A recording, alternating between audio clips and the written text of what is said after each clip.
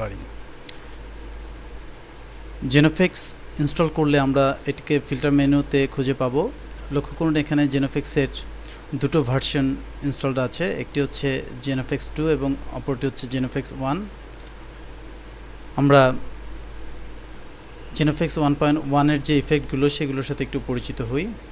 আমরা প্রথমেই সর্বশেষ এখানে যে ইফেক্টটি রয়েছে টেলিভিশন ইফেক্ট, এটি নির্বাচন করছি।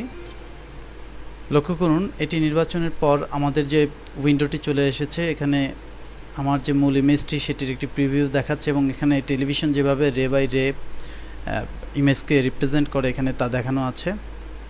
আমি এর মান এখান থেকে বাড়াতে কমাতে পারি, এর কার্ভ বাড়াতে কমাতে পারি। টেলিভিশনের যেরকম ইমেজে একটু কার্ভ থাকে, এখানেও আমরা দেখছি যে ইমেজে এখানে একটু কার্ভ তৈরি হয়েছে। ইত্যাদি বিভিন্ন অপশন আমরা এখান থেকে বাড়িয়ে কমিয়ে আমাদের ইফেক্টটিতে একটি টেলিভিশন লুক আমরা দিতে পারি। লক্ষ্য করুন এখানে ইমেজটিতে একটি টেলিভিশন ইফেক্ট চলে এসেছে।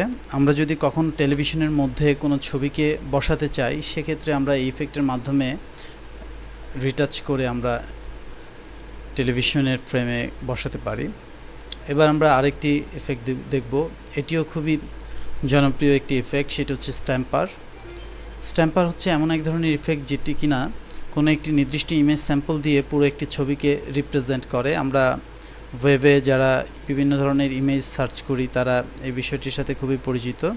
এখানে আমরা ছোট ছোট বিন্দু দেখতে পাচ্ছি, এটি কিন্তু মূলত কোনো একটি ছবি স্ট্যাম্প হিসেবে ব্যবহৃত হয়েছে। আমি একটু বড় করে যদি দেখাই তাহলে বুঝবেন, এখানে ছোট ছোট অসংখ্য ছবি দিয়ে এই মানুষটিকে রিপ্রেজেন্ট করা হয়েছে। এই ছবিটি আমরা একটু বড় করে যদি দেখি তাহলেও আমরা দেখব এখানে ছোট ছোট অসংখ্য মানুষ দিয়ে মূলত এই মানুষটির ছবিকে তৈরি করা হয়েছে। আমরা এখানে ইউজ অরিজিনাল স্ট্যাম্প ইউজ করার ফলে মূল ছবিকেই এর স্যাম্পল হিসেবে নিয়ে এখানে ইমেজটি জেনারেট হয়েছে। আমরা চাইলে ভিন্ন কোনো ইমেজ দিয়েও এটি আমরা করতে পারি। আমরা ওকে বাটনে দিলে আমাদের মূল ইমেজটিতে আমরা আমাদের প্রত্যাশিত পরিবর্তন দেখতে পাব।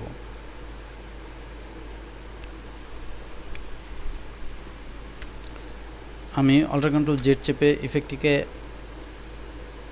আন্ডু করে দিচ্ছি। এবার আমরা আরেকটি ইফেক্ট দেখব, যেমন পাজল। অনেক সময় আমাদের ইমেজে পাজল ইফেক্টের প্রয়োজন হয়ে পড়ে, অর্থাৎ ইমেজটি ছোট ছোট পাজল খণ্ডে ভাগ করার প্রয়োজন হয়ে যেতে পারে। সেক্ষেত্রে আমরা এই ইফেক্টটি প্রয়োগ করতে পারি। আমি এটি প্রয়োগ করছি না, আপনাদের দেখানোর জন্য জাস্ট এক একটি ইফেক্টে আমি প্রবেশ করছি। এখানে রয়েছে ফ্ল্যাগ ইফেক্টস। আমরা যদি কখনো কোনো পতাকা তৈরি করতে চাই বা কোনো ছবিকে ফ্ল্যাগের মতো রিপ্রেজেন্ট করতে চাই, তাহলে আমরা এখান থেকে সেটি করতে পারবো। লক্ষ্য করুন এখানে আমাদের যে ছবিটি সেটি ফ্ল্যাগের মতো রিপ্রেজেন্ট হচ্ছে।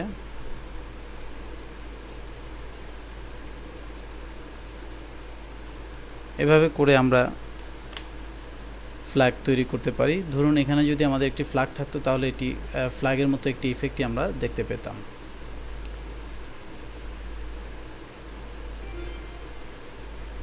আমরা ক্লাউড ইফেক্ট দেখছি, এখানে আমরা ভ্যালু বাড়াতে কমাতে পারি, ছোট বড় করতে পারি মেঘগুলোকে।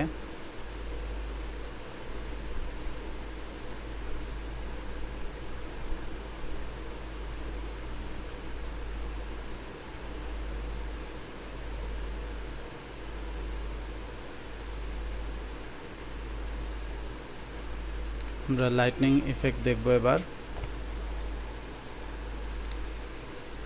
অনেক সময় ডার্ক ছবিতে এই ধরনের ইফেক্টের মাধ্যমে বিদ্যুৎ চমকানোর যে ইফেক্ট সেটি তৈরি করা সম্ভব। এভাবে করে আপনি এই প্লাগইনস ব্যবহার করে, জেনোফিক্স 1.1 ব্যবহার করে এর যে প্রিসেট এবং এর যে স্যাম্পলগুলো রয়েছে সেগুলো আপনি প্রয়োগ করে আপনার ছবিকে আকর্ষণীয় করে তুলতে পারেন।